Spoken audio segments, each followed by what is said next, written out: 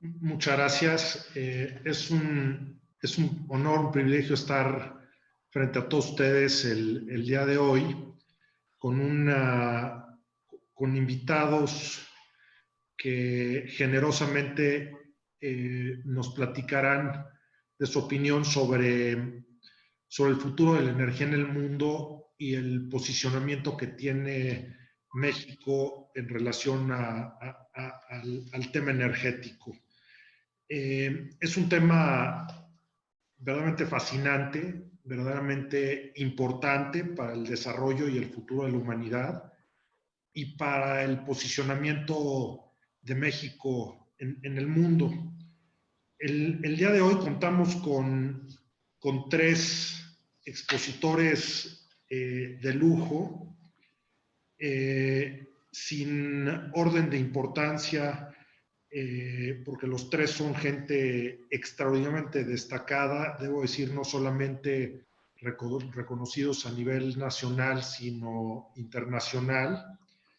En primer lugar, quisiera citar a Pedro Haas García, quien es director de servicios de asesoría en Hartree Partners LP. Es director de servicios de asesoría en esta empresa de transacción de bienes e impulsor de mercados enfocados en energía. El equipo de Hartree realiza transacciones en petróleo crudo internacional y estadounidense, gas natural, productos derivados del petróleo, valores energéticos, transporte marítimo, acero, gas natural del Reino Unido y continental, carbón, energía y metales básicos. Se unió a Hartree en 2014 después de colaborar 13 años con McKinsey en las oficinas de Houston y Los Ángeles. Durante su estancia en McKinsey, una parte importante del trabajo de su cliente estuvo relacionada con la refinación, la comercialización y la gestión de riesgos. Antes de esto, Pedro fue CEO de COSA, una compañía mundial de productos químicos de poliéster con sede en Houston, y entre 96 y 98 fue director para América Latina de Koch Industries. Previo a Koch, colaboró 14 años en Pemex, en donde fue director general de la división de gas y fundador de PMI, la subsidiaria de comercio internacional de Pemex. Encabezó la oficina de Pemex en Londres, fue representante de los intereses de Pemex ante Petronor y también ante Repsol. Fue responsable de desarrollar y negociar la inversión de Pemex en la refinería Deer Park en Houston, en alianza con Shell, así como inversiones químicas de Koch Industries. Y antes de ingresar a Pemex fue consejero económico en la Embajada de México en Japón. Estudió economía en la Universidad Nacional Autónoma de México, en la Universidad de Vanderbilt en Estados Unidos de América y en la Universidad de Cambridge en Reino Unido. Me da gusto que compartamos dos de esas tres, Pedro. Yo también estuve en la UNAM y en Cambridge. Forman parte del consejo de ALPEC y de Pacific Midstream. Como podrán observar, Pedro tiene una experiencia extraordinaria en todo el tema de petróleo y gas natural, entre otros. En el caso de Lourdes Melgar Palacios, que no necesita presentación, es investigadora afiliada al MIT, investigadora no residente del Centro de Estudios Energéticos de Baker Institute y consejera independiente en empresas listadas en la bolsa. Fue subsecretaria de Electricidad y subsecretaria de Hidrocarburos en la Secretaría de Energía de México. Ocupó diversos cargos dentro de la diplomacia mexicana, siendo miembro del Servicio Exterior Mexicano del 97 al 2005. En el ámbito académico ocupó la cátedra Robert Wilhelm en MIT, fue directora fundadora del Centro de Sostenibilidad y Negocios de la EGADE Business School, investigadora visitante en el Woodrow Wilson Center y en el Jackson School of Geosciences de la Universidad de Texas, y actualmente participa como experta en el Global Futures Council on Energy del Foro Económico Mundial. Forma parte del consejo fundador de Voz Experta de la Junta Directiva del COMEXI y del Consejo del Natural Resource Governance Institute, y es miembro del International Women's Forum habiendo presidido el capítulo mexicano de 2016 a 2018. Forma parte del Sistema Nacional de Investigadores y finalmente cuenta con un doctorado por el Massachusetts Institute of Technology. Creo que, como podrán observar, el currículum es verdaderamente de lujo. Y está también con nosotros Jesús Antonio del Río Portilla, director del Instituto de Energías Renovables del UNAM. Es doctor en física por la UNAM, investigador del Instituto de Energías Renovables del UNAM y miembro del Sistema Nacional de Investigadores con nivel 3. Es director del instituto, como lo mencioné. Sus contribuciones científicas van desde investigación fundamental hasta el desarrollo tecnológico en los ámbitos de la termodinámica, fotónica, sistemas complejos y fuentes renovables de energía. Es autor de más de un centenar de artículos de investigación y le han sido otorgados 8 patentes. Ha dirigido más de 10 tesis doctorales, además de que es miembro de la Academia Mexicana de Ciencias, de la Academia de Ingeniería de México y de la Academia de Ciencias de Morelos.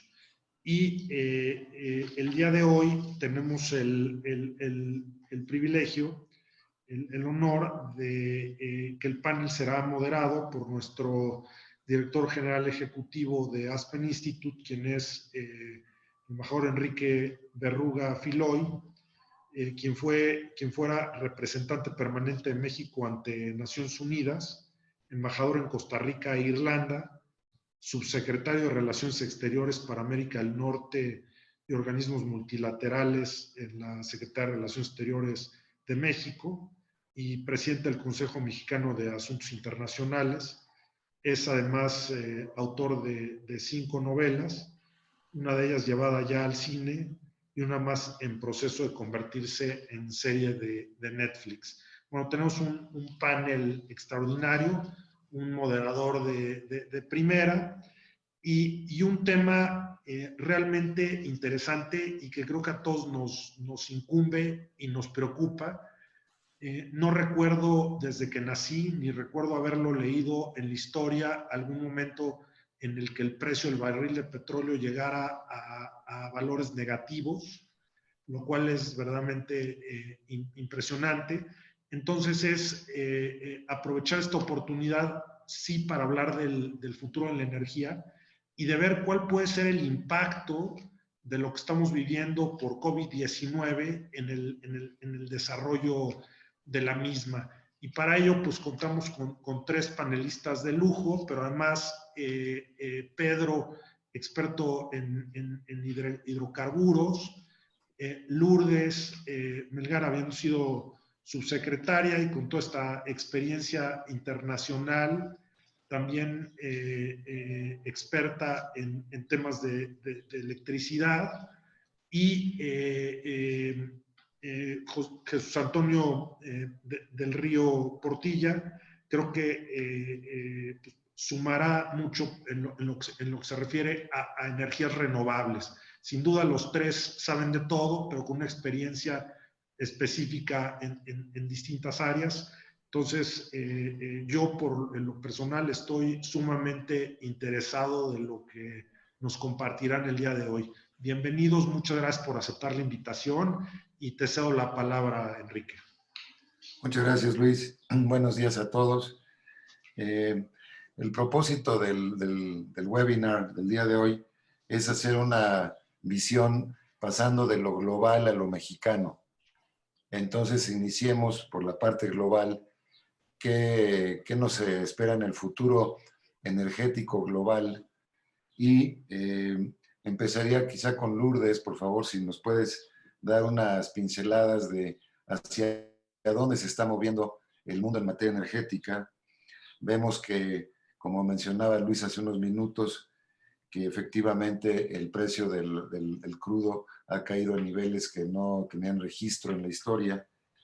Y me pregunto de entrada, Lourdes, ¿qué impacto tiene esta caída tan drástica en los precios del petróleo para los principales jugadores del mundo? Es decir, va a haber implicaciones geopolíticas incluso cuando hay jugadores tan importantes como Rusia, mismo Estados Unidos, primer productor de petróleo en el planeta, y Arabia Saudita, por ejemplo, por ilustrar algunos. ¿Qué cambios visualizas hacia adelante, Lourdes?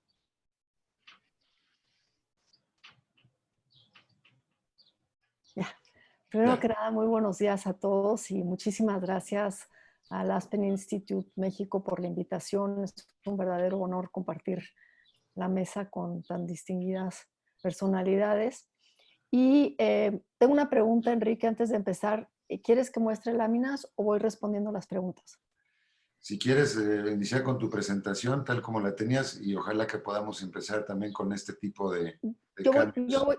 Me voy a pasar muy rápido a Muy bien. responder las preguntas porque creo que son las más pertinentes, pero quizás como un apoyo les podría compartir. Si nos podemos ir a la segunda lámina, por favor, muy rápidamente. Bueno, lo primero, y es quizás una obviedad decirlo en este momento, pero estamos viviendo un momento completamente insólito. Digamos, ahorita todas las referencias nos llevan a 1918, cuando mucho.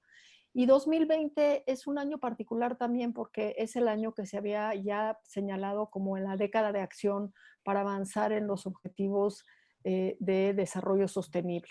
Entonces, dos grandes retos: lograr bajar emisiones y lograr, dentro del tema energético específicamente, tener acceso a la energía para todos. Recordemos que hay en el mundo más de 2.000 millones de personas que no tienen acceso a energía. Lo que es electricidad es del orden de 1.3 mil millones de personas, entonces es una barbaridad. Y lo que hemos visto, y esto es un punto bien importante, que con el COVID, pues la economía del mundo se ha frenado.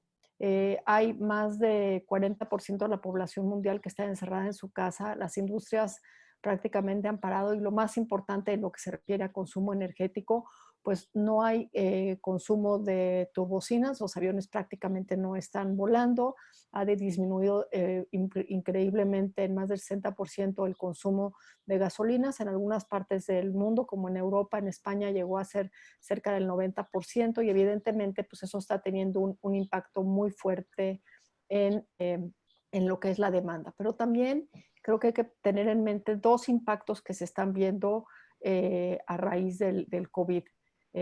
Uno es el impacto ambiental, con cuestiones donde se está viendo una disminución de emisiones de gas de efecto invernadero, una renovación a nivel de biodiversidad, pero también a nivel social, donde pues las personas estamos primero trabajando desde casa, y creo que muchos estamos viendo que estamos trabajando mucho más que nunca, y cambios en la manera de pensar cómo debemos de vivir la vida, y eso es algo que creo que va a impactar mucho lo que siga después. Sin duda ya se venía hablando mucho del cambio futuro en la forma en que trabajamos. Esto simplemente lo va a acelerar con todos los temas de digitalización. Y en este contexto de económico y de caída de la demanda, pues se viene una devastación del mercado petróleo internacional. Ahorita voy a mostrar una gráfica muy rápidamente. Y también una cuestión de acelerar lo que se llama la cuarta revolución industrial, que está basada en la electrificación de las cosas, la digitalización de las cosas y todo lo que es el mundo del Internet de las cosas, y que nos lleva a plantearnos un poco cómo vamos a vivir la vida.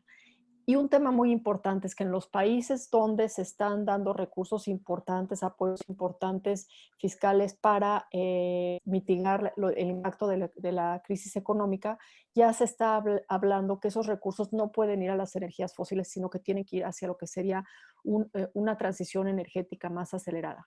Entonces, lo voy a dejar aquí. Si podemos pasar rápidamente a las siguientes dos nada más para verlas. Esta es una fotografía de la caída del precio del petróleo. Es la peor caída, va de 1990 a 2020, es la peor caída que se ha visto desde la Segunda Guerra Mundial. Estamos actualmente en términos de demanda en los niveles de 2012. Y un punto muy importante es que los inventarios están prácticamente saturándose, y la Agencia de Energía de Estados Unidos plantea, la Agencia de Información de Estados Unidos plantea que los niveles de excedente de inventarios en este año van a ser el doble de lo que fueron en 1998, cuando tuvimos una crisis del petróleo de caída de precios muy, muy profunda, que nos lleva más de 2 años salir de ella. La siguiente, por favor. Quería poner esta fotografía para recordar un poco pues todo lo que vimos justamente el domingo de Semana Santa, que fue el acuerdo de la OPEP, que recordaremos toda la controversia que si México cortaba o no cortaba los 100,000 o 400,000 barriles. Hoy en día un poquito todo eso es irrelevante. Aquí el punto central es un gran cambio en la forma de negociar. Esto es todos desde un webinar, desde la distancia. Pero más importante aún, yo creo que a partir de aquí se ve un cambio muy profundo en la geopolítica energética. ¿Y a qué me refiero?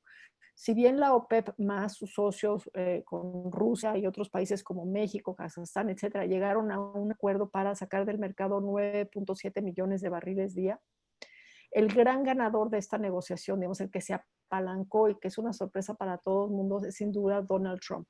Hasta ahora Estados Unidos jamás había participado o mediado para lograr este tipo de acuerdos y aquí vimos al presidente Trump levantar el teléfono y poner presión muy fuerte sobre Arabia Saudita, presión desde el tipo de vista de amenazarlo con quitarle el apoyo militar que les estaban dando.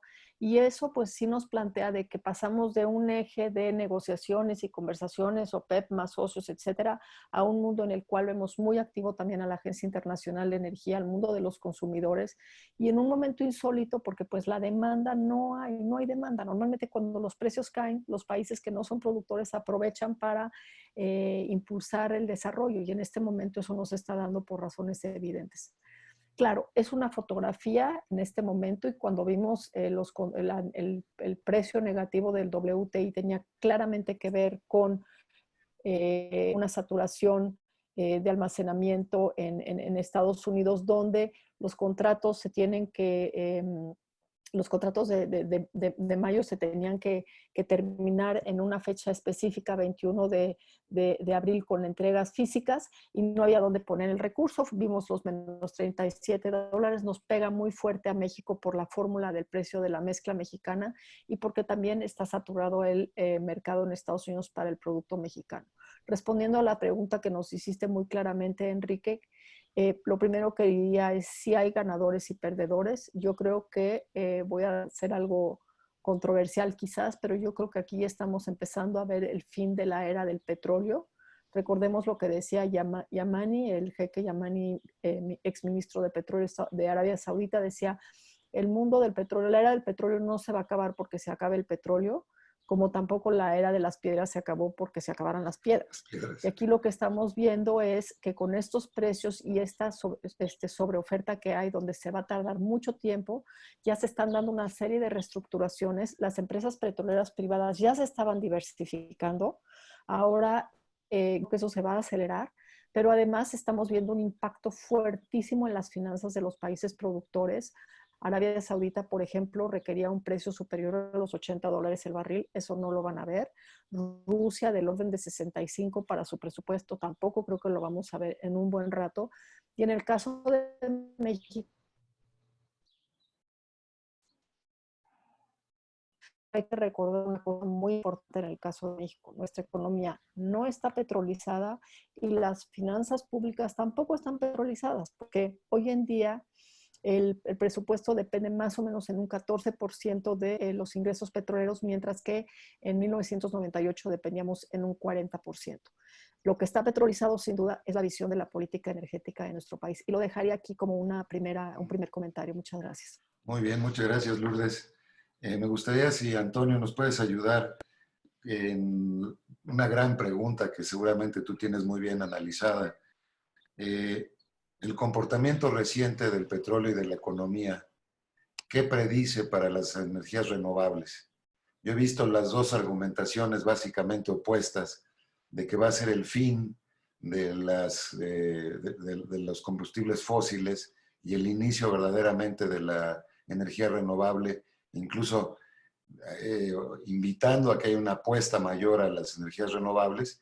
Y he escuchado también y leído el argumento opuesto de que precisamente el abatimiento de los precios de los hidrocarburos va a hacer que la gente no recurra a energías renovables con el mismo énfasis que lo veníamos haciendo quizá desde el Acuerdo de París. ¿Cuál sería tu visión, Antonio? Enrique, desde mi punto de vista, esta es la decisión de las personas. O sea, no es algo que se vaya a dar porque sí, sino por primera vez en la historia, estamos conscientes de las acciones que hacemos nosotros en en nuestro entorno. Hace un siglo no sabíamos lo que iba a causar el petróleo. Hace un siglo no sabíamos si emitíamos gases de efecto invernadero y íbamos a producir un cambio climático. Hoy en día lo sabemos.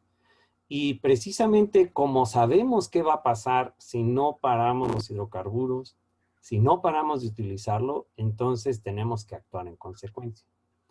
Yo había presentado unos acetatos, estaban en una orden, no sé si los presentan ustedes o los presento yo, ustedes me dirán. Quiero presentarles nada más los precios.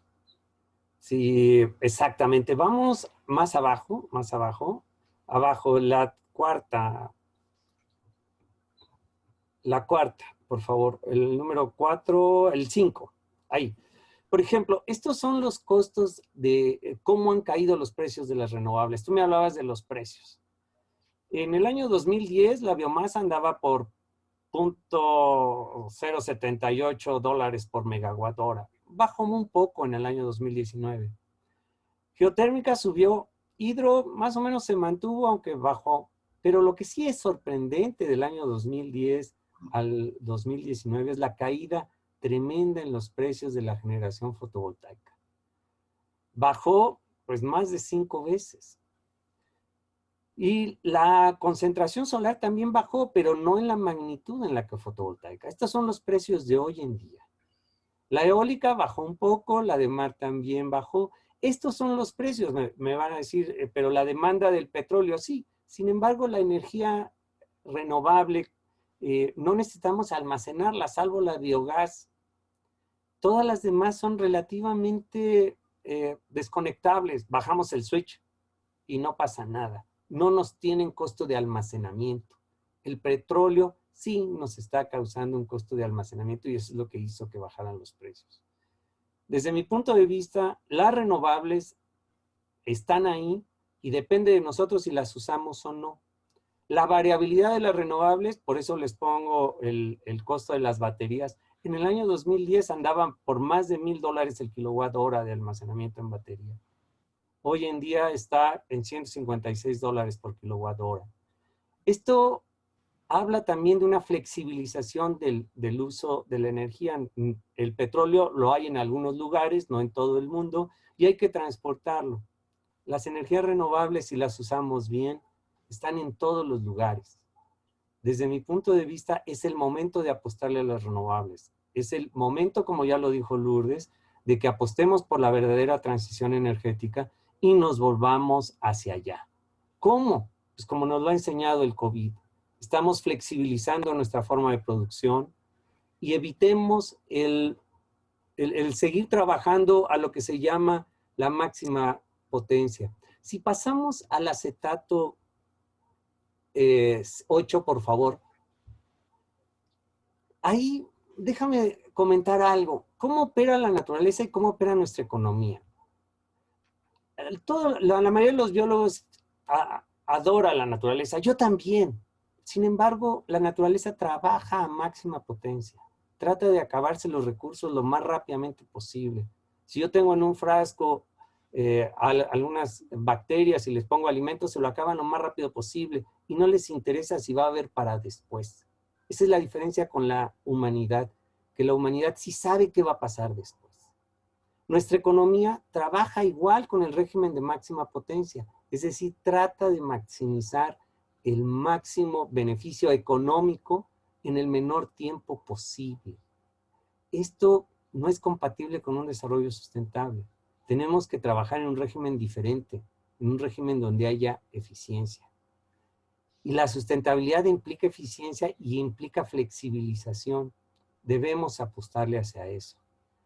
Con la emergencia del COVID estamos aprendiendo a tener flexibilidad en la forma de trabajar, en la forma de interaccionar y también el sector energético. Tenemos las posibilidades de tener las energías renovables hoy en día en cada lugar. Antes no era posible. Los precios, como lo veíamos, eran 5 o 6 veces más altos de lo que es ahora. Sin embargo, nos da, además de flexibilidad, resiliencia, el tener la generación en cada lugar. Me gustaría dejarlo aquí, Enrique, y a lo mejor regresar después. No, sin duda vas a regresar porque has provocado una serie de cuestionamientos muy, muy interesantes.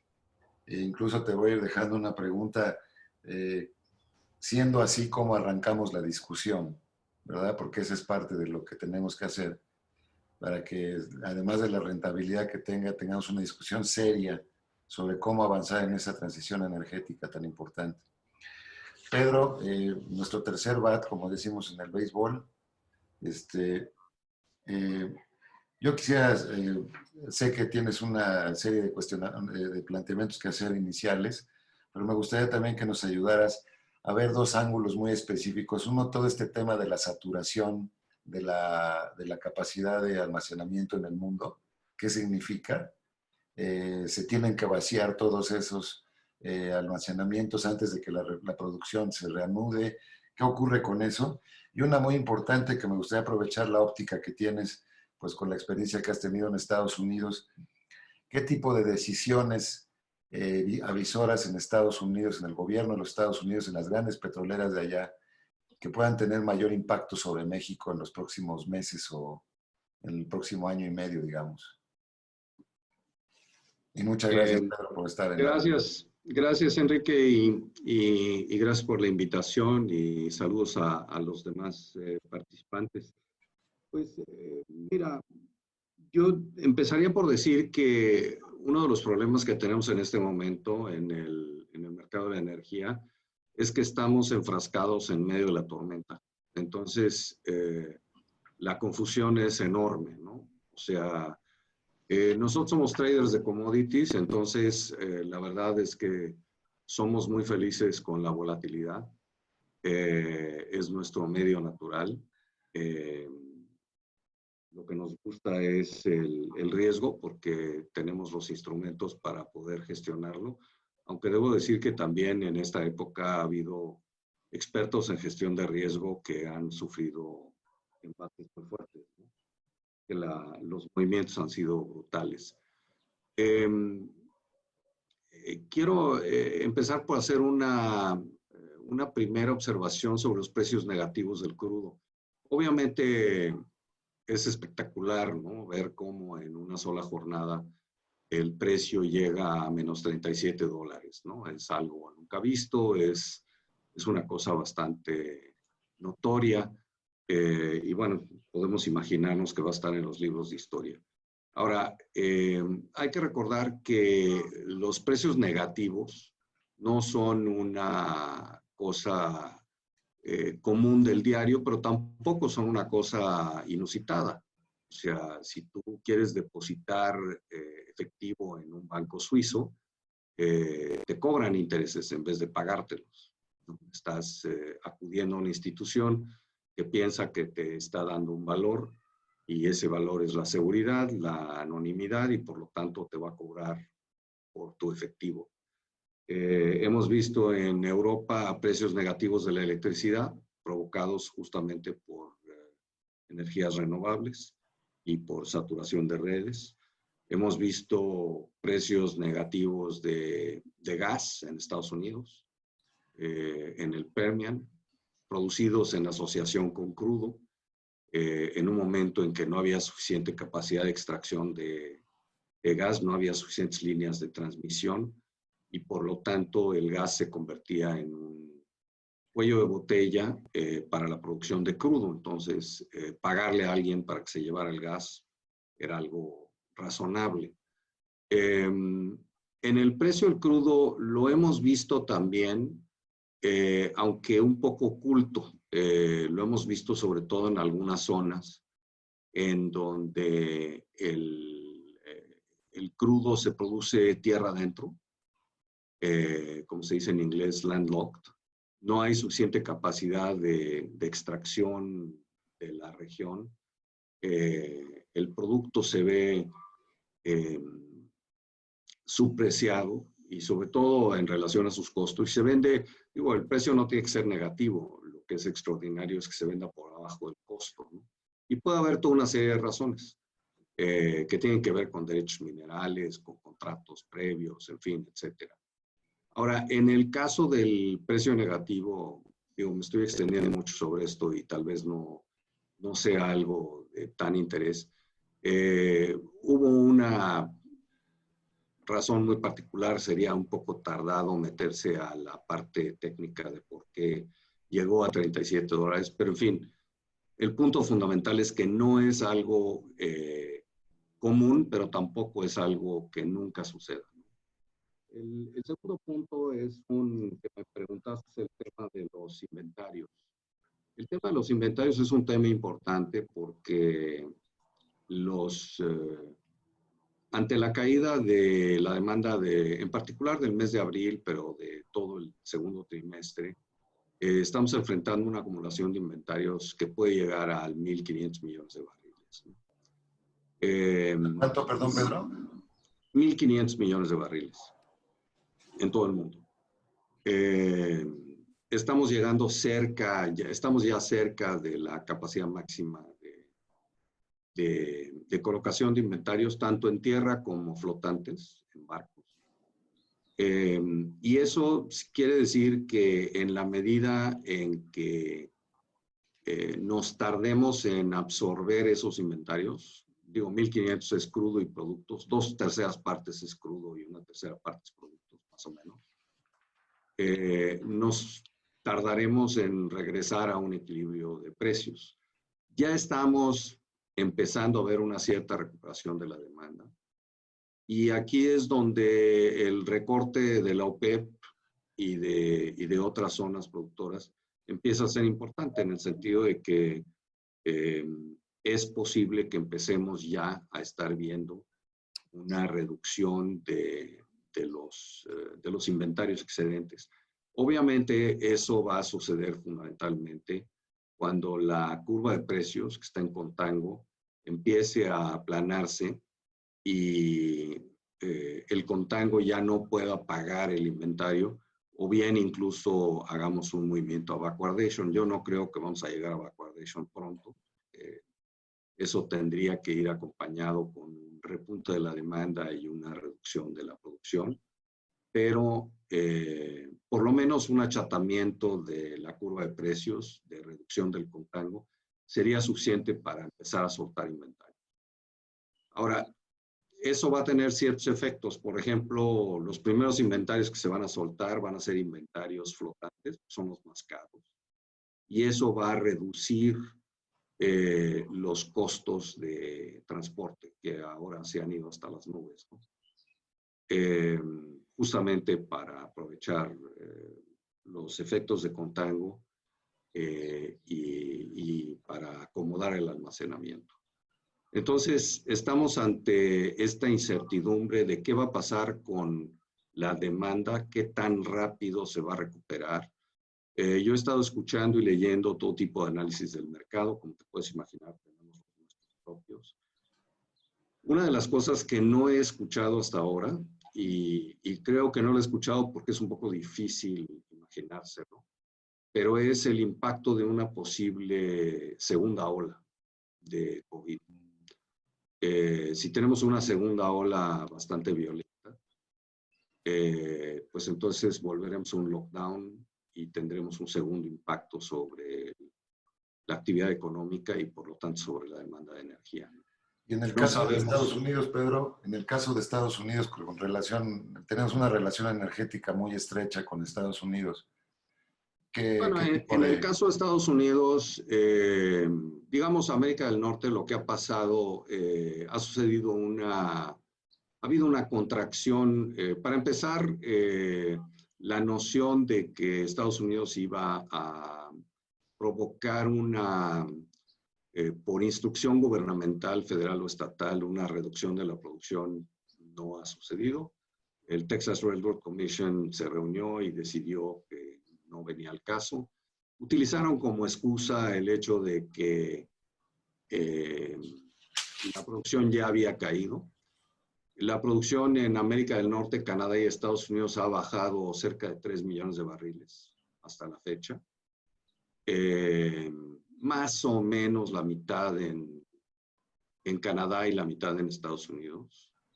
De esa producción que ha bajado, hay una parte que nunca va a regresar, que son los pozos más maduros y con menor energía. pero no son cantidades particularmente grandes. No sé, yo he visto estimaciones de 300, 400 mil barriles diarios. Pero lo demás, digo, hay muchos pozos que están en estado técnicamente, en fin, se les conoce como DUCs, Drilled Uncompleted, y que se pueden completar relativamente rápidamente. Entonces, la producción va a bajar con la caída de la perforación, pero la perforación puede volver a subir en el momento en que los precios lo justifiquen. Entonces, lo que todo el mundo está visualizando en este momento es cuál es este equilibrio de oferta y demanda y en qué momento va a empezar a cambiar el perfil de precios. Ahora, en relación a México, ¿cuál es el impacto? Yo creo que en materia de exploración y producción, pues de Estados Unidos hacia México ninguno. O sea, México tiene las decisiones que tiene que tomar dentro de Pemex. En materia de las operaciones del sector privado en México que ya existen, obviamente se ven perjudicadas en la medida en que los costos estén por encima del precio, del valor de realización del crudo. Y podemos ver una caída, podemos imaginarnos una caída de la inversión, igual que ha sucedido en todas partes del mundo, no sería privativo de México. Donde yo creo que hay un efecto interesante es en la parte de refinación. Los activos de refinación han estado funcionando a una fracción de su capacidad. Y es también un poco difícil imaginarnos cuándo van a regresar al 90, 92, 93% que tenían de utilización en América del Norte, digo, Estados Unidos y Canadá. El tema de la turbocina que mencionaba Lourdes es obviamente el caso más dramático. Sin embargo, no ha tenido el impacto que se pensaba que iba a tener sobre la capacidad de refinación, simplemente porque los refinadores han sido capaces de integrar cerca del 70% de la turbocina a la producción de gasóleo, de diésel y gasóleo. Entonces, una de las cosas que ha ocurrido en las refinerías de Norteamérica es que han sido capaces de encontrar una flexibilidad que antes, ya sabes cómo son, o sea, los técnicos de repente se dan cuenta que lo paramétrico no es tan paramétrico, ¿no? Entonces, no, eso es imposible. La refinería nunca puede bajar de menos del 66, 67, 70% de capacidad. Pues no. Resulta que sí puede bajar y todavía funcionar. Entonces, en refinación se han hecho toda una serie de cambios, pero obviamente la creciente integración de la costa del Golfo a los mercados de exportación es algo que vamos a ver cada vez más. O sea, Estados Unidos ya estaba exportando 3,5 millones de barriles de productos diarios a América Latina y a otras partes del mundo, y esa tendencia no va a ser más que crecer, ¿no? Entonces, el grado de competencia de los mercados de América Latina, o sea, si piensas que en América Latina va a haber una reducción del consumo, proteccionismo para sus propias actividades de refinación, quiere decir que los mercados de América Latina se van a apretar para la producción de Estados Unidos del Golfo y por lo tanto que la competencia va a ser brutal, ¿no? Entonces, ante esa competencia creciente, los márgenes de refinación van a disminuir y lo estás viendo ya en los múltiplos de EV a EBITDA, de transacciones reales o potenciales, ¿no? que obviamente ahorita todo el mundo está parado, pero en fin, la gente que hace transacciones pues está haciendo cálculos. Entonces, los múltiplos han bajado casi a la mitad. Muy bien, Pedro, muchas gracias. Hay un botón, es un comentario para todos los que nos están haciendo el favor de escuchar, que dice preguntas y respuestas. Si alguien quiere utilizarlo, es el momento de empezar a lanzarlas si gustan, ya que en los próximos 15 o 20 minutos empezaríamos a responder las preguntas de ustedes. Aquí me parece que hay puntos de confluencia entre las tres presentaciones. Me llama mucho la atención por parte de Lourdes su vaticinio de que es el fin de la era del petróleo. El comentario de Antonio de que esta es la hora de la transición energética, que más o menos van en la misma dirección. Y el caso de Pedro, pues que apunta que hay ganadores en esto, o sea, o habrá ganadores en este tipo de circunstancias. Entonces me gustaría, ¿por qué no nos te explayas un poco más, Lourdes, sobre el tema de tu vaticinio de que puede ser el fin de la era del petróleo? ¿A qué te refieres? ¿Y qué consecuencias puede tener si quieres ya ligándola a México también? Con muchísimo gusto, Enrique. Bueno, lo primero que diría es que no hay que tomar lo que digo como que esto va a suceder mañana. Son procesos de mediano, largo plazo, pero sin duda yo sí veo que empezamos a movernos en esa dirección. Antes incluso de que tuviéramos la crisis del COVID, ya las empresas petroleras habían iniciado un proceso de diversificación a convertirse en empresas de energía, las empresas digamos, internacionales, no necesariamente las empresas estatales, pero incluso, por ejemplo, en el caso de Arabia Saudita, de Saudi Aramco, pues había una visión muy clara de monetizar los recursos petroleros para financiar también una transición energética, y estamos viendo un crecimiento importante de renovables y de energía nuclear en Medio Oriente, financiado justamente con los recursos petroleros. Entonces, yo creo que ahí hay un tema. Es interesantísimo ver el informe que publicó la semana pasada la Agencia Internacional de Energía sobre las tendencias mundiales de la energía, donde vemos que en este momento ha caído la demanda de todo, de petróleo, de carbón, de gas natural. La única demanda que ha continuado creciendo es la demanda por las renovables.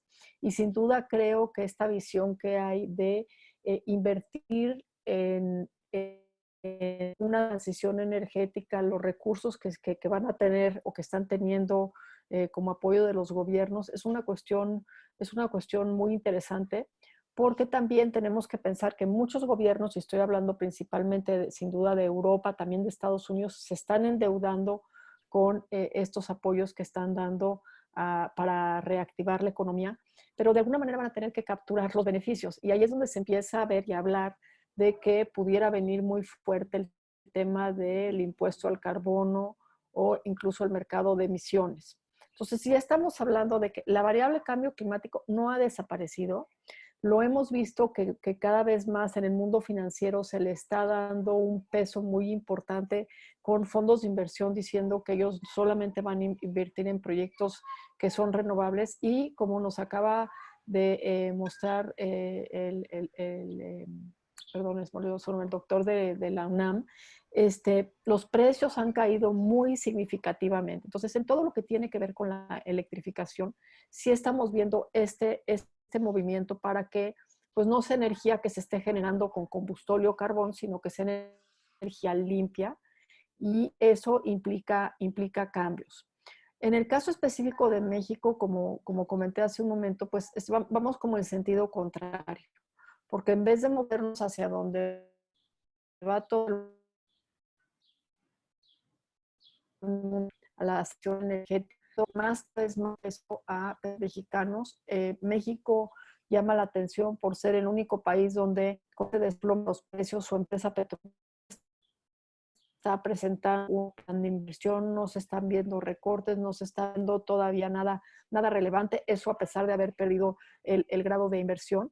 Y lo que es peor todavía es que apenas la semana pasada el SENACE sacó un decreto mediante el cual básicamente bloquea la entrada al mercado eléctrico de plantas de generación eléctrica renovables que se construyeron, que ya están en etapa de prueba, algunas que están en etapa de construcción, pero básicamente están afectando inversiones muy importantes que surgieron de las subastas eléctricas y de todo el tema que hubo de impulsar los certificados de energías limpias. Y pues básicamente la señal que nos está dando el gobierno de México es que ahora vamos a despachar más energía más cara y más contaminante, principalmente combustóleo y carbón. Y aquí es donde la historia, poder entender cuál es la vinculación que hay entre la parte petrolera y la parte eléctrica se vuelve muy importante. Porque por muchos años lo que México hizo fue obligar a la Comisión Federal de Electricidad a quemar el combustóleo de Pemex. México, el Pemex en particular, no es nada eficiente en el proceso de refinación. Por cada barril que refinamos, 30% de lo que sale es combustóleo. Es un combustóleo de muy baja calidad, que no tiene mercado, que tiene un muy alto contenido de azufre. Y pues que tradicionalmente, como no tenemos dónde almacenarlo, porque o sea, ahorita hablamos del almacenamiento en general, pero aquí en México tenemos un problema enorme, no hay dónde almacenar nada. Entonces, lo que quieren es que todo eso lo queme la Comisión Federal de Electricidad.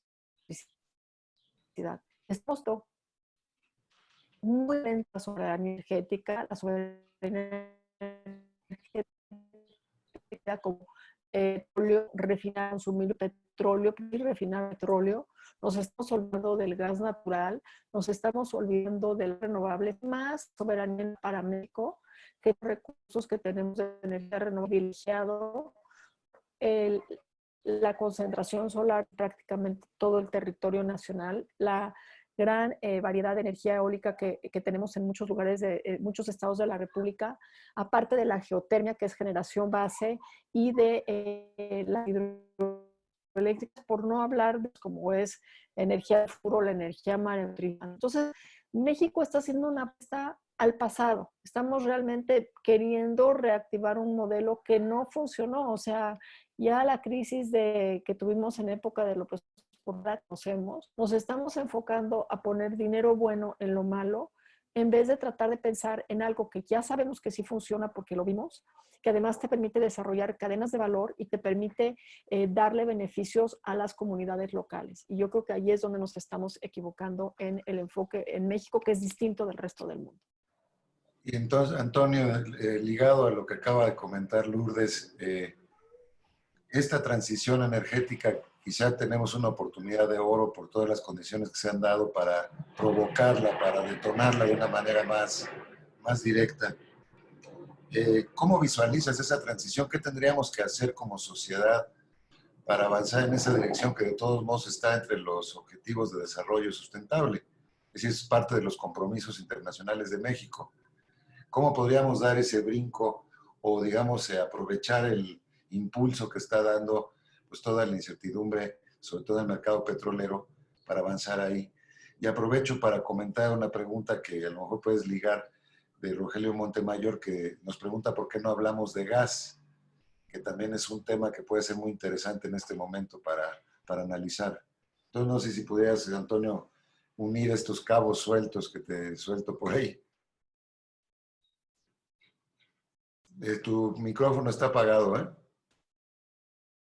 Gracias. Gracias, Enrique. Perdón. Me gustaría que presentáramos la lámina 2 que tenemos ahí, porque quiero recordar antes algo. O sea, esta crisis que nos está dando hoy en día el COVID nos indica reflexionar qué es lo que es importante realmente de hacer y no hacer. Entonces, miren, lo que yo quisiera que vieran es el uso de energía per cápita que tenemos en diferentes países. Una de las preguntas que me hizo Enrique al principio es cómo se veía el modelo de China, cómo se vería comparada con Estados Unidos, con Alemania. Y si analizamos el uso de la energía per cápita en el mundo, vemos que Estados Unidos tiene un uso de la energía que es 3 o 4 veces mayores que el nuestro. Es la lámina 2, por favor. Ahí se ve la diferencia que hay. Podemos ver países europeos como Gran Bretaña y Alemania. Esa es una anterior. Esa, de ahí se ve claramente como Estados Unidos sí utiliza muchísima energía. Tenemos que pensar cuál es el modelo de desarrollo. Los que yo les comentaba hace rato es, estamos trabajando a máxima potencia y la máxima potencia implica máxima disipación. Todos los que están familiarizados con energía saben que cuando trabajamos a máxima potencia, el calor de Joule, en el caso eléctrico, es el más alto que hay si trabajamos a máxima potencia. Y así puede pasar con diferentes otros flujos. México consume per cápita pues, del orden de menos de 1/3 de lo que consume Estados Unidos. Esto lo que quiere decir es, a lo mejor Estados Unidos produce mucho Producto Interno Bruto per cápita. A ver, vamos a ver en la siguiente gráfica. En la siguiente gráfica lo que estoy presentando es precisamente el Producto Interno Bruto por unidad de energía. Y ahí vemos que Estados Unidos, pues, ahí sí sale perdiendo. O sea, nosotros tenemos un mayor Producto Interno Bruto por unidad de energía que Estados Unidos. El que está por ahí es Uruguay, que pudiéramos verlo bien. China está por abajo en el año 2014, porque ya no encontré datos más recientes. Pero estoy seguro que está alcanzando casi Estados Unidos en esta gráfica. Esto a mí me dice que tenemos que cambiar las cosas. Y por primera vez las renovables nos están indicando un camino diferente donde cada uno de nosotros podemos tener decisión. El estudio de IRENA de principios de este año, finales del año pasado, acerca de la flexibilización de la demanda. No solo es un problema de flexibilización de la oferta, o sea, de tener una diversificación de las energías renovables. Si tenemos el acetato 9, lo pueden pasar nada más. Ahí vemos cuando tenemos precisamente la posibilidad de que la demanda se flexibilice. No solo la oferta. La oferta, cuando tenemos diferentes fuentes de energía, como el gas, que se dice que es limpio, pero hasta donde yo me acuerdo, cuando quemamos gas sale humo, ¿no? Entonces yo no diría que es totalmente limpio. Las renovables tienen una ventaja sobre el gas natural. Además que el gas natural, en las subastas, como ya lo mencionaba Lourdes, sale más caro que las renovables, salvo geotermia, que están más o menos en el mismo precio. Pero la fotovoltaica y la eólica son más baratas que las plantas de gas natural de ciclo combinado. Esto implica que si queremos soberanía, tenemos que tener una diversificación de la oferta. Pero cuando aplicamos las renovables, no solo tenemos una soberanía a nivel nacional, sino lo apuntaba Lourdes muy claramente, podríamos tener una soberanía a nivel regional. Hace cientos de años no podíamos convertir la energía del sol en electricidad y transitar hacia la electrificación. Yo coincido con Lourdes también. La solución de la cuestión energética es moverse a la electrificación. Y esto, si nos movemos hacia la electrificación, entonces tenemos la posibilidad de tener flexibilización de la demanda. Y eso cae en nosotros, Enrique. Eso cae en cada una de las personas, en cada una de las empresas, en cada uno de los industriales. Donde, si podemos pasar a la lámina 11, vemos las recomendaciones del mapeo de IRENA, precisamente, en su reporte de innovación.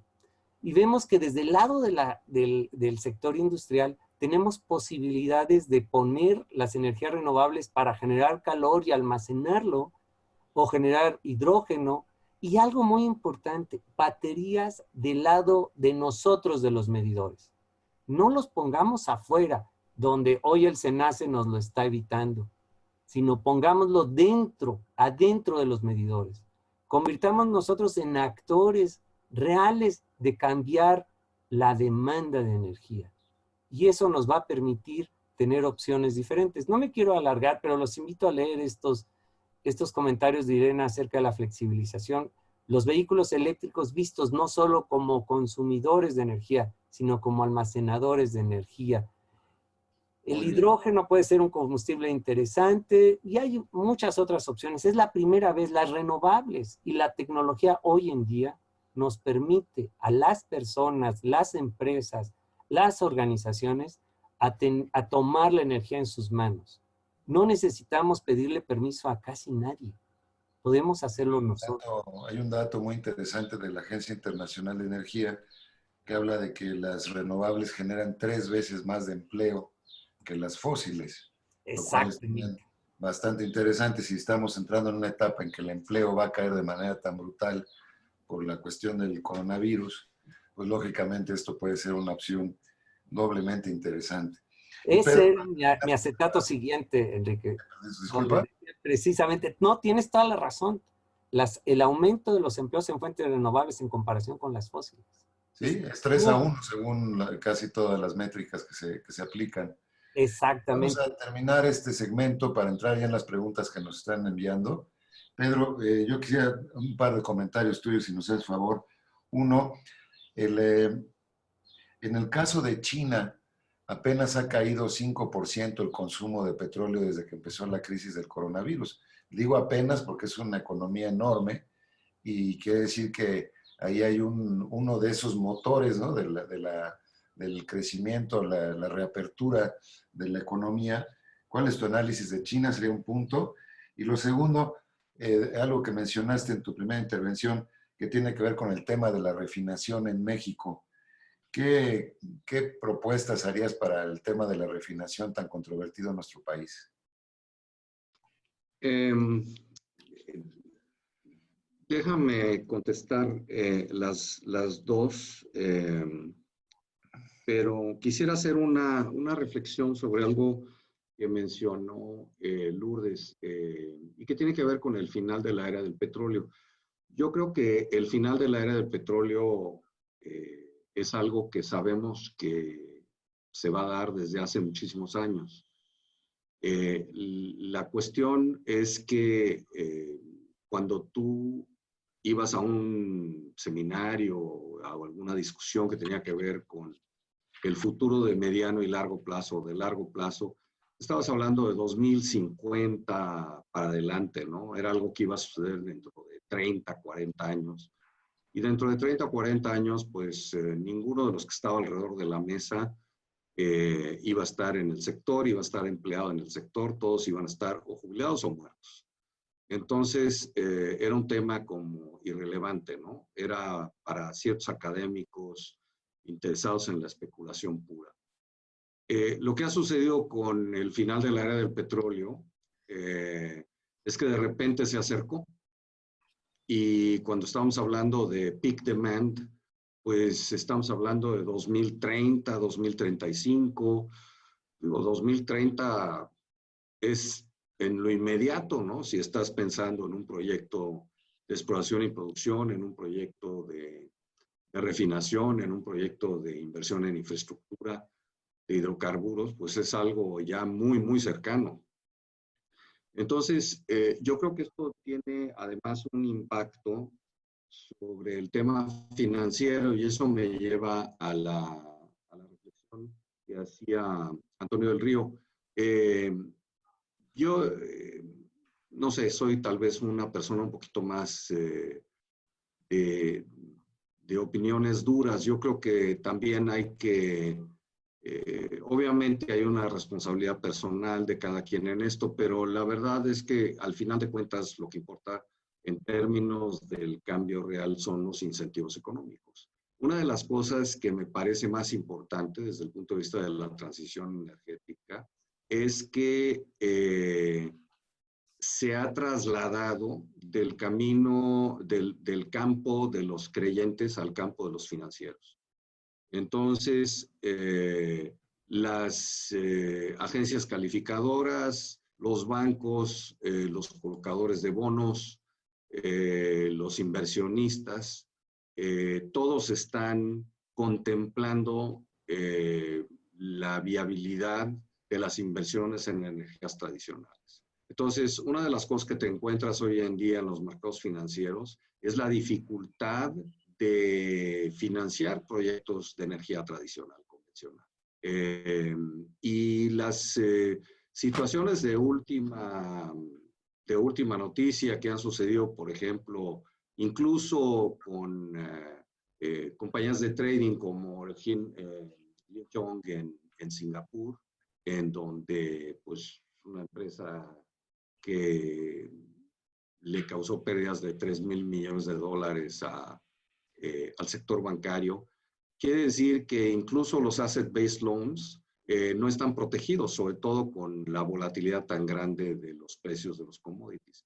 Entonces, cuando tú empiezas a ver que el sector financiero empieza a tener dudas acerca de financiar la energía no convencional en Estados Unidos, empieza a... si tú piensas en las empresas más grandes petroleras, las más grandes del mundo, representaban cerca del 15% de la capitalización del Fortune 500. Hoy en día son menos del 5%. Entonces, los fondos de pensiones ya no sienten la necesidad de invertir en compañías petroleras. El principal problema que tienen los CFOs de las grandes empresas petroleras es que el mercado no tiene interés en sus acciones. Sus múltiplos son bajos y el riesgo es alto. Entonces, ¿Es por la intermitencia, Pedro? ¿Es por la intermitencia de ese tipo de energías o por qué razón? no, empresas petroleras, empresas tradicionales. O sea, los mercados financieros se están alejando de la energía tradicional convencional. Y obviamente, digo, esto con la volatilidad de precios y la caída de precios va a dar lugar a un reacomodo brutal del sector tradicional productor de energía. O sea, vas a tener consolidaciones, en fin, quiebras, etcétera, reacomodos. Digo, el petróleo no desaparece, pasa de un dueño a otro, pero lo que sí estás viendo es un rechazo de la economía energética tradicional por parte de los mercados financieros. Y eso sí es algo que es muy importante. Obviamente hay una parte de eso que tiene una relación directa con los aspectos regulatorios que dependen de políticas energéticas y ambientales, ¿no? Hay una anticipación, como por ejemplo el valor del carbono de las emisiones de carbono en Europa, ¿no?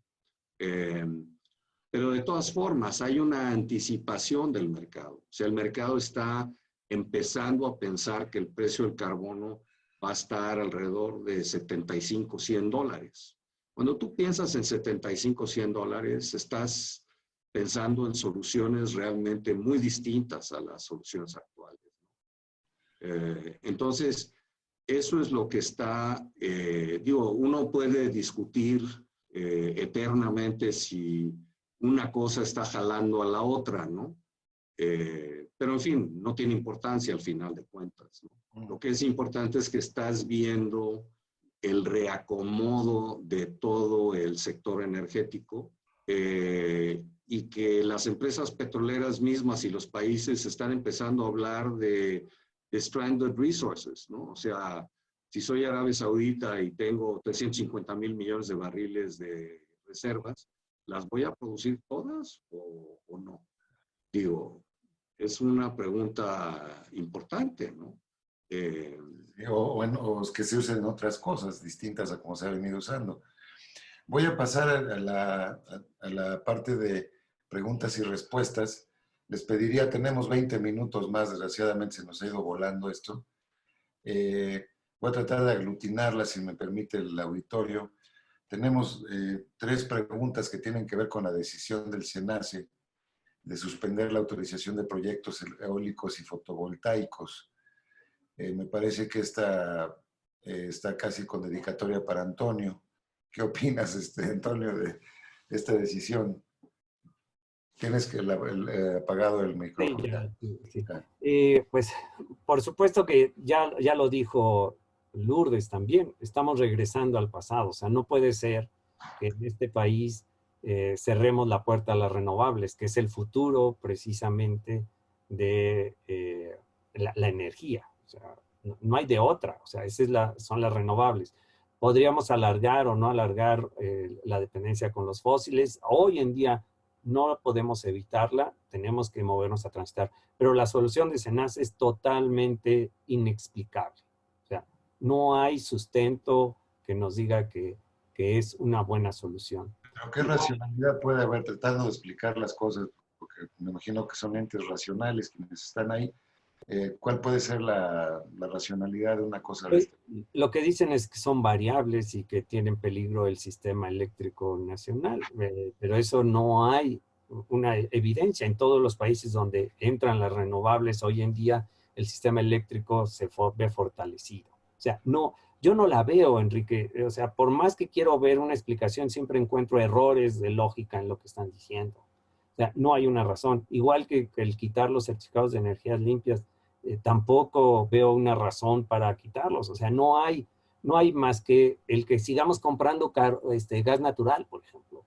El que sigamos comprando los excedentes de hidrocarburos que tienen otros países, porque ya no pueden colocarlo. A lo mejor eso sí es una razón viable, pero es una cuestión económica.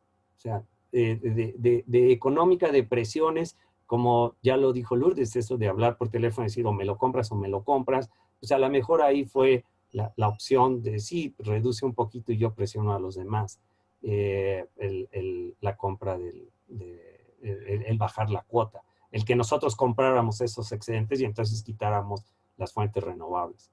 Las fuentes renovables llegaron para quedarse, pero a lo mejor todavía tenemos algunas piedras en el camino. Aquí habría una pregunta que creo que es muy dirigida a Pedro. En cuanto a la perspectiva de almacenamiento subterráneo en México, ¿qué perspectivas hay? Pedro, si nos puedes ayudar con esta. Pues almacenamiento, voy a contestar esa y si me permites regreso a la anterior que conversaste con Antonio del Río.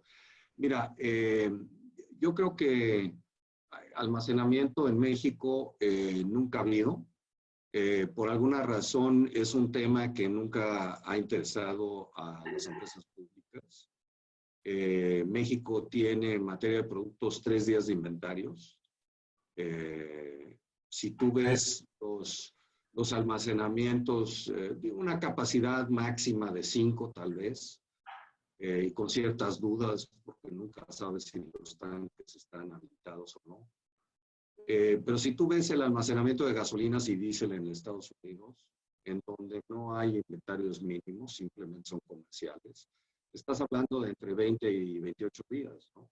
Entonces, manejar un país, sobre todo que importa tanto como importa México, con 3 días de inventarios, pues obviamente que es una receta para la interrupción del suministro. Además de eso, le agregas el huachicoleo, además de eso, le agregas que las refinerías funcionan muy mal. Se vuelve muy complicado. Ahora, ¿puede haber más almacenamiento subterráneo o de superficie? Por supuesto que sí, y hay miles de formas en las cuales se puede invertir, en fin, etcétera. Pero por alguna razón se ha escogido dejarlo de lado y lo único que tenemos en este momento en materia de productos son los proyectos de almacenamiento que el sector privado tiene en camino y que se han visto algunos de ellos frenados por incertidumbres en materia de política de precios y de política fiscal de productos. Ahora, el tema de las renovables en el sistema eléctrico es un tema importante, pero también hay motivos por los cuales es difícil. O sea, obviamente hay un impacto de política pública, es evidente, pero también hay realidades de inversión. O sea, si tú tienes un excedente, si el porcentaje de la capacidad instalada de las renovables es del 10-15% y tú tienes una capacidad de reserva suficiente, la intermitencia no tiene importancia. Si vas a empezar a pasar de ese número, entonces la intermitencia sí es importante. Y tienes que tener unidades stand-by, algunas de respuesta rápida de 45 segundos, 1 minuto, y otras simplemente de arranque más lento, ¿no? Que pueden ser de ciclo combinado, y tienes que cobrar por ello, y tienes que crear un mercado. Necesitas también cambiar tu red de transmisión. Tienes una red que no está diseñada para un mercado eléctrico. está diseñada para una distribución física a partir de, en fin. Entonces, todos esos acomodos, una de las cosas que nos pasó con la reforma del sexenio pasado, y en fin, Lourdes es la experta aquí, es que hicimos una reforma conceptual y a la hora de las inversiones reales y de todos los prolegómenos que teníamos que hacer para que eso funcionara, no la hicimos. En materia de productos, por ejemplo, nunca nos preocupamos por publicar información de precios. No, realmente nunca liberamos los precios, porque los manipulamos a través del IEPS. Nunca nos preocupamos por construir almacenamiento. Los mercados necesitan información y almacenamiento en materia de hidrocarburos. Nunca nos preocupamos porque hubiera ni el uno ni el otro. En materia de refinación, por ejemplo, las refinerías, pues sí, no funcionan, no están suficientemente integradas desde el punto de vista de alta conversión. Y cuando lo están, la alta conversión no funciona. Entonces producimos más combustóleo, no tenemos forma de sacarlo. Si lo sacamos a la costa y lo mandamos al lejano oriente, el netback que nos representa es centavitos. O sea, tenemos un verdadero, tenemos un problema. Pedro, estás hablando de una reingeniería muy. Bueno, si tú ves las transformaciones de los sistemas energéticos de diferentes países, han sucedido a lo largo de mucho tiempo. Y requieren una cierta continuidad, ¿no? Y nosotros realmente no lo hacemos así. Ahora, nada más quiero hacer notar una cosa, porque es algo Lourdes fue artífice de un intento, o uno de los intentos que ha habido en este país, de avanzar en una gran reingeniería, repito la palabra, sobre el asunto energético. ¿Qué experiencias nos puedes compartir, Lourdes? Perdón, Pedro, termina. Sí. No, mi única observación con la quería terminar es que hay un aspecto que me encanta, y es que la obsesión por construir refinerías es de la administración actual, pero también fue la del PAN. Quisimos construir la refinería de Tula y finalmente no acabó en nada, ¿no? O sea, es una cosa que parece trascender la ideología y que está anclada en una visión industrial que permea muy profundo, ¿no? Porque no tiene que ver aparentemente con la orientación política, ¿no? Pero es como tener 8 cafeteras y no tener más que café suficiente para una cafetera, ¿no? También. Lourdes, tú estuviste en esta gran reingeniería, último intento de hacer algunos cambios importantes, incluyendo la participación del sector privado en la industria. Hay varias preguntas aquí, me refiero a ellas dirigidas directamente a ti, pues prácticamente hablando sobre todo la implementación de las reformas y la cuestión de organismos autónomos, no autónomos, que es un tema muy delicado, por supuesto. Y creo que con esta respuesta vamos cerrando. Le pediría a Luis Gerardo al final si nos hace favor de hacer algunos comentarios. Muchas gracias, Enrique. Bueno, yo primero quisiera recordar que la reforma energética se aprobó, digamos, a nivel constitucional a finales de 2013 y las leyes estuvieron aprobadas en agosto de 2014. Entonces, a la reforma energética de repente le exigimos que veamos todos los resultados en un periodo muy pequeño en el cual en realidad estás construyendo el cambio. Entonces, primero quisiera señalar algo que dijo Pedro Haas, lo que no estoy de acuerdo, y es que la reforma energética sí se preocupó por el tema del almacenamiento. Incluso se emitió una política para incentivar el almacenamiento porque justamente al cambiar de modelo necesitabas asegurarte que cumplieras con el almacenamiento y se incrementaran, se llevaran a cabo las inversiones. Estas desafortunadamente no se llevaron a cabo, entre otras cuestiones potenciales que hemos tenido a partir de las elecciones, pues han sido de que no se ve con buenos ojos la inversión privada. Entonces, yo quisiera comentar que lo que acabamos de ver con el SENACE, desde el punto de vista técnico, no tiene fundamento. O sea, en otras partes del mundo se están riendo de esa explicación porque en todo el mundo se despachan energías renovables sin ningún problema. Es una visión ideológica para sacar del mercado a los privados. Es la visión muy clara que tienen en la Comisión Federal de Electricidad, que además nunca ha estado a favor de las renovables, porque es una empresa que le gustan las plantas grandotas y no las chiquitas. Y aquí además tienen pues la presión de ocuparse del combustóleo de Pemex, y por lo tanto estamos regresando a lo peor del modelo, porque ese modelo de obligar a CFE a quemar combustóleo también tiene un impacto muy negativo en las finanzas públicas, en las finanzas de la Comisión Federal de Electricidad. Entonces, yo creo que este es un tema muy, muy importante. En cuanto a qué cuestiones no se hicieron y que urgen hacerse, es invertir en las redes de transmisión y las redes de distribución.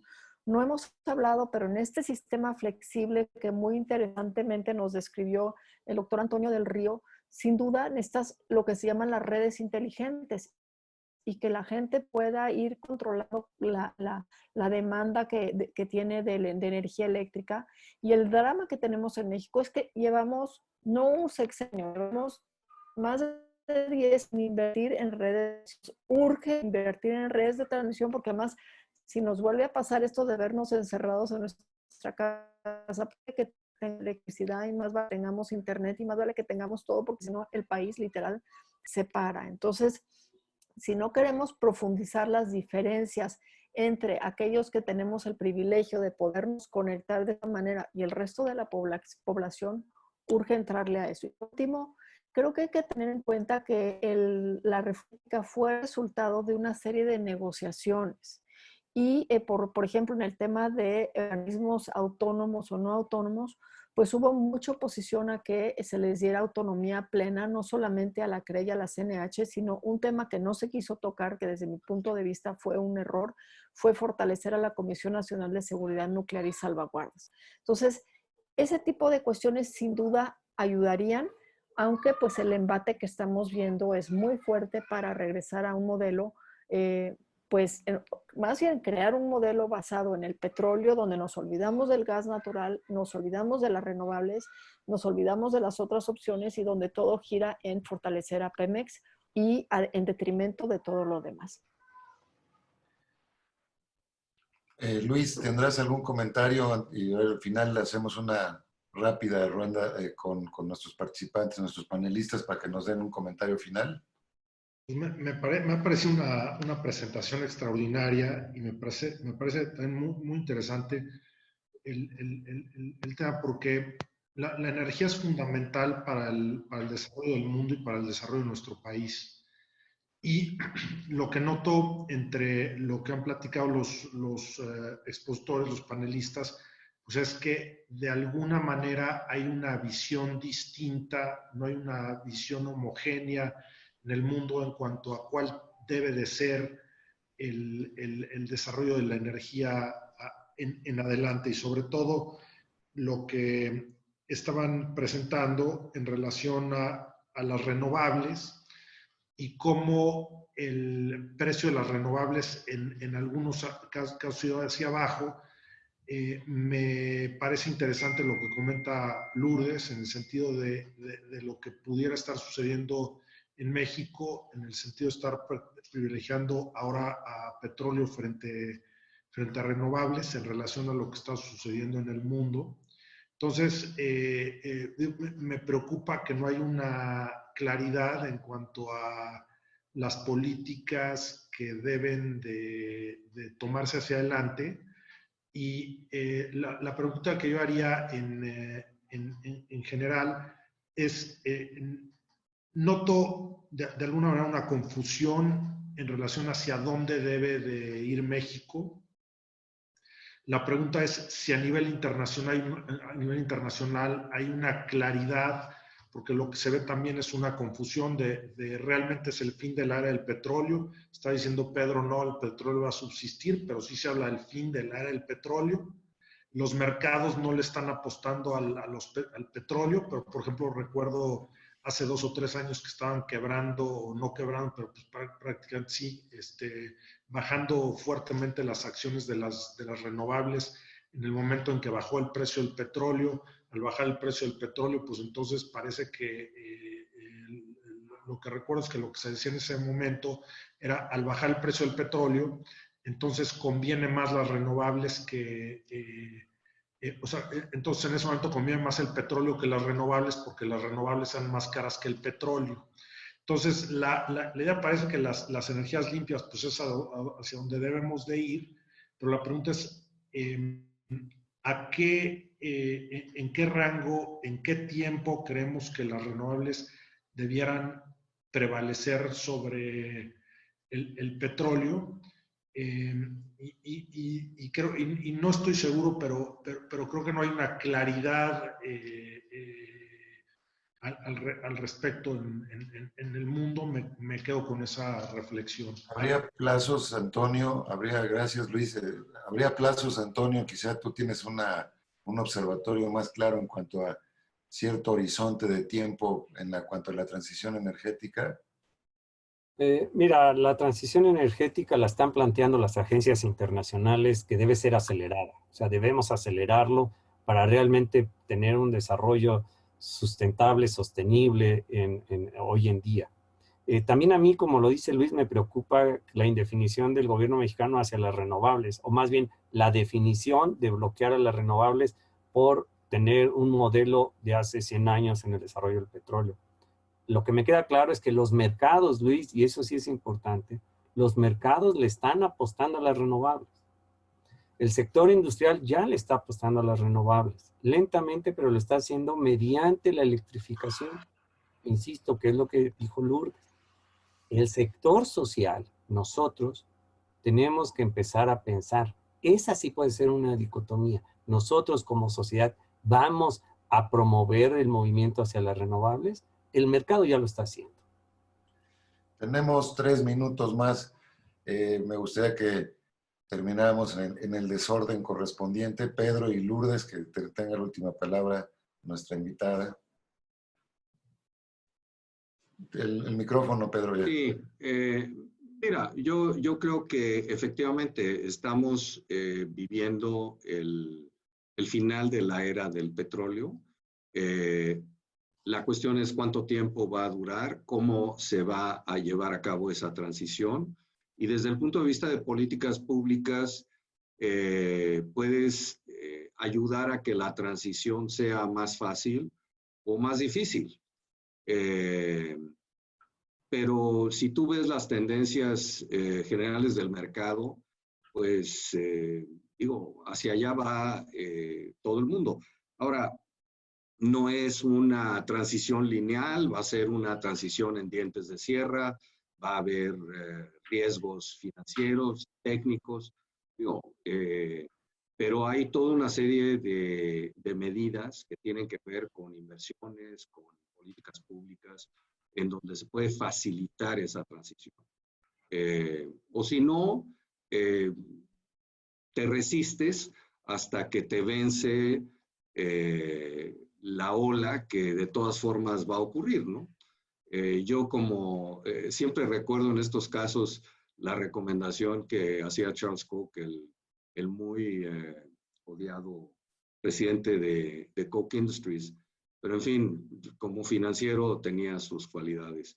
Y el tipo decía, mira, te puedes oponer, pero al final de cuentas te tienes que pintar el trasero de blanco y correr con los antílopes. O sea, llega un momento en que si ves que la manada va en una cierta dirección, pregúntate por qué es. ¿Por qué va en esa dirección? Pues sí, o sea, estamos viéndolo alrededor de todo el mundo. Los chinos, los indios, en fin, no es una cosa de los países de la OECD y de una élite con ansiedades verdes, ¿no? Es una cuestión de política pública más amplia. Pues muchísimas gracias, Pedro. Y Lourdes, ¿algún comentario final? ¿Cómo ves finalmente de lo que hemos discutido el horizonte? Mira, a nivel global, lo que ya vemos es que el consumo de carbón ya está por debajo de digamos, la participación en la matriz energética del carbón ya está por debajo de las renovables. Entonces, eventualmente va a suceder algo similar con el petróleo. Yo creo que aquí México tiene que replantearse toda esta estrategia energética. ¿Por qué? Porque primero que nada, no somos una economía petrolizada y no deberíamos de convertirnos en una economía petrolizada. Segundo, porque va a haber un costo internacional, o sea, va a empezar a haber barreras no arancelarias para productos que no están producidos de una manera sustentable. Y además estamos dejando pasar una gran oportunidad de convertirnos en proveedores de una industria mundial. México tiene una planta manufacturera muy buena, podríamos estar produciendo insumos para el mercado de las energías renovables en el mundo, pero con esta visión centrada y amarrada a específicamente el petróleo, se nos está yendo la visión más amplia. Y la verdad es que aquí lo que se requiere es visión mucho más amplia, porque la crisis económica que se viene va a estar muy dura, requiere empleos, se necesitan empleos flexibles también, y pues yo creo que es momento de replantearse dónde se ponen los pocos recursos que tiene nuestro país, que tiene el gobierno de México, y las grandes oportunidades de atraer inversiones importantes para poder darle bienestar a los mexicanos. Muchísimas gracias, Lourdes. El tiempo, yo tengo la sensación de que se fue volando. Literalmente el tema es tan vasto, tan importante. Creo que apenas rascamos la superficie de una serie de cosas.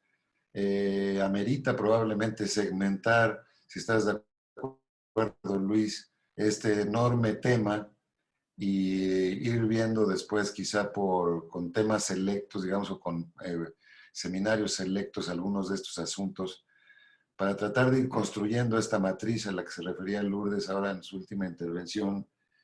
Yo lo único que deseo es que México sea vanguardia, que tome nota de las condiciones que han cambiado de manera tan radical en el mundo y que a partir de eso seamos un país literalmente de avanzada, líder en la próxima etapa energética que se anticipa en el mundo.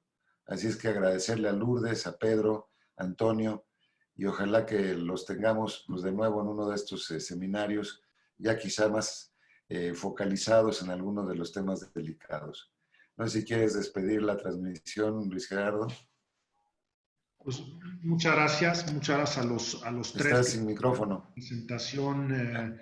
Presentación extraordinaria, muy vasta, y creo que por lo menos tengo 16 o 17 puntos anotados de temas específicos que podrían derivar de esta plática tan profunda. Muchas gracias y pues espero verles pronto. Y nos vemos próximamente. Muchas gracias. Muchas gracias. Hasta luego. Que muy bien. Gracias. Adiós. Un millón de gracias.